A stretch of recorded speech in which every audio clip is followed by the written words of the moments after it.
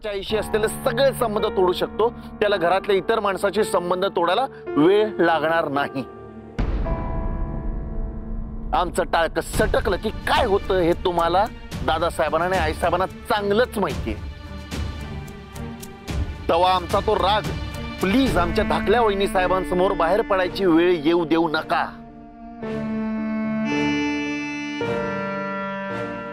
ऐक ऐक सुजित, हे बघ साहेब, मी आता खरंच ऐकायच्या मनस्थितीत नाहीये. तुमचा शब्द पाडू नका. ठेवतो फोन. सुजित,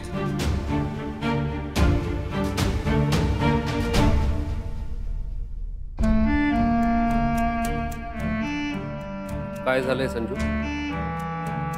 हा सुजित इतका का चिडलाय तुझ्यावर? तू पुन्हा अपर्णाबद्दल त्याची हो.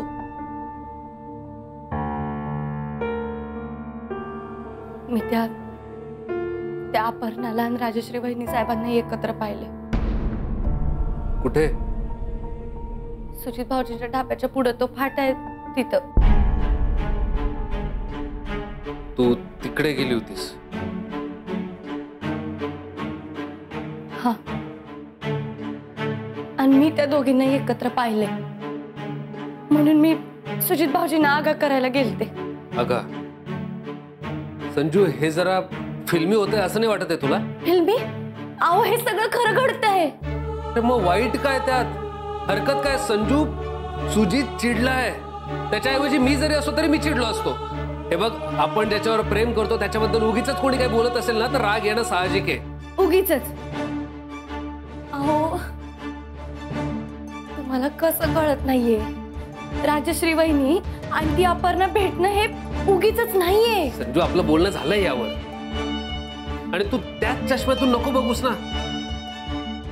अरे, त्या दोघींचं भेटण्याचं वेगळं कारण असू शकतं. एक मात्र खरंय, तू आज जे केलं ते अत्यंत चुकीचं होतं. अहो, असं काय करताय? मी एकदा काय म्हणते त्याचा शांतपणे विचार तर करा. तू माझा ऐक संजू, अपर्णा या विषयात लक्ष घालणं बंद कर. मला माहिती तुला सुजितची काळजी आहे, पण मग म्हणून असं वागणं जस्टिफाईड होत नाही.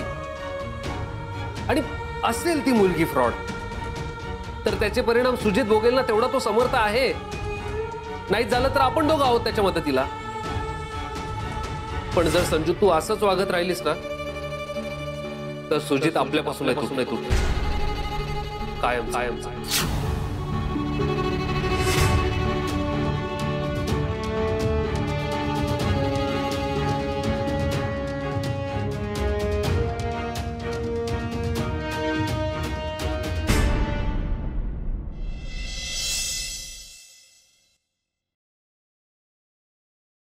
आई साहेब, ते येत आहेत. कोण? हेमंतराव आणि ती पोरगी. हा, आपलं ठरल्याप्रमाणे करा. काय ठरलंय? काल नाही का आपलं बोलणं झालं?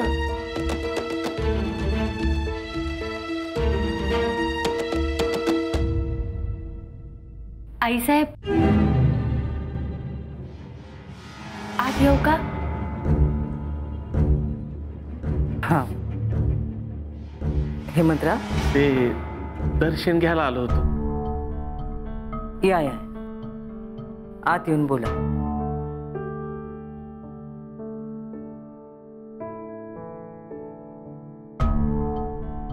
आईसाहेब, ते साजिर यांनी चिमणी दोघीच घरी आहेत. माझी वाट बघायला लागले. आता हात बी बरा झाला. डॉक्टर म्हटले काय धोका नाही, तेव्हा निघतो म्हणून निरोप द्यायला आलो होतो.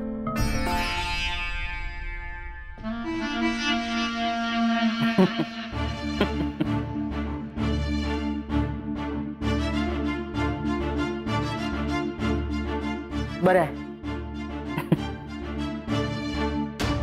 माझं काय चुकलं का आईसाहेब?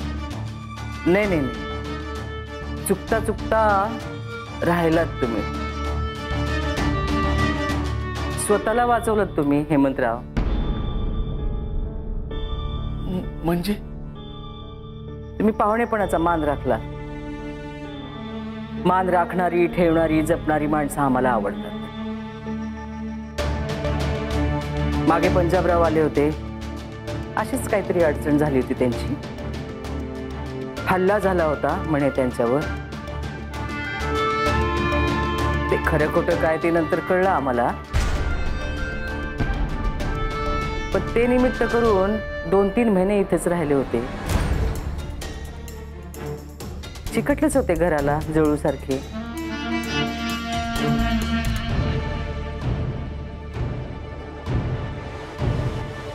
त्यांच्या वतीनं मी माफी मागतो. मोठ्या मनानं माफ करा. काय दिवस आले. सासऱ्यांच्या वतीने जावई बापू माफी मागतायत. पण हेमंतराव, तुम्ही आम्हाला समजूतदार वाटता म्हणून सांगतोय, माफी करणाऱ्याला पण मर्यादा असते.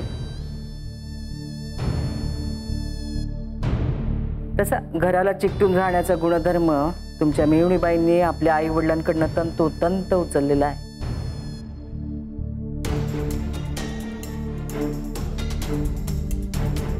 या घराला चिकटल्या तेव्हापासून एकमेकांना घट्ट धरून असणारी इथली माणसं एकमेकांपासून तुटायला लागली.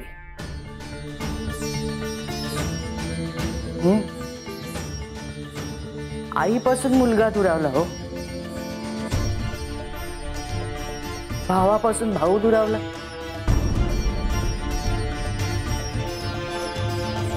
तर यापुढे काय काय बघावं लागणार आहे देवालाच ठाऊक.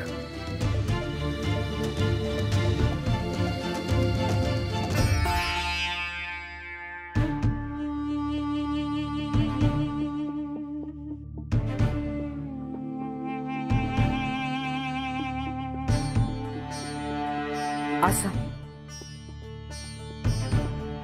या घरच्या गोष्टी आहेत या, त्याच प्रेशर तुम्हाला कशाला. तुम्ही जा, सांभाळून जा, आणि पोचल्यावर यांना मेसेज करालच तुम्ही. बाळाला आशीर्वाद सांगा आमचा. आई साहेब, तुमची परवानगी असेल तर थोडं बोलू का? बोला की. मला माणसांच्या चांगुलपणावर विश्वास आहे, आणि तुमची धाकली सून आणि आमची मेहुणी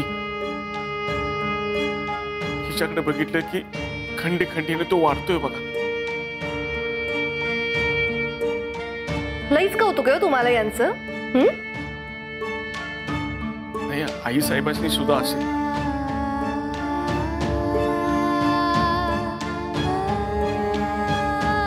माझ्यासारखं बोलता येत नाही ना. काही कारण आहेत आणि ती खरी बी असू शकते. नीती कारण योग्यच आहेत हेमंतराव, योग्यच आहे.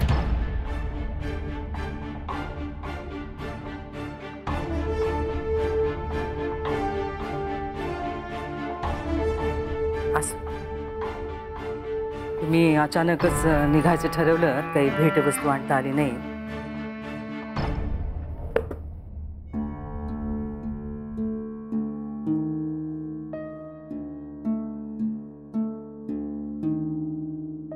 काय नाव म्हणालात बाळाचं? चिमणी.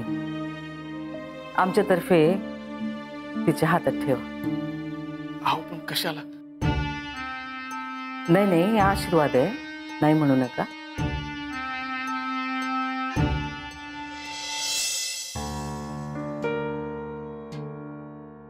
असं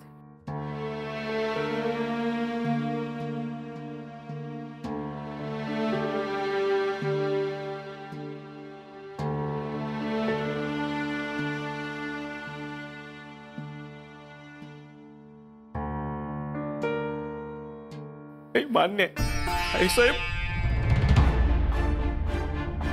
पण जाता जाता एवढंच सांगून जातो, आमची संजू घर तोडणारी नाही, घर जोडणारी आहे, घर जपणारी आहे.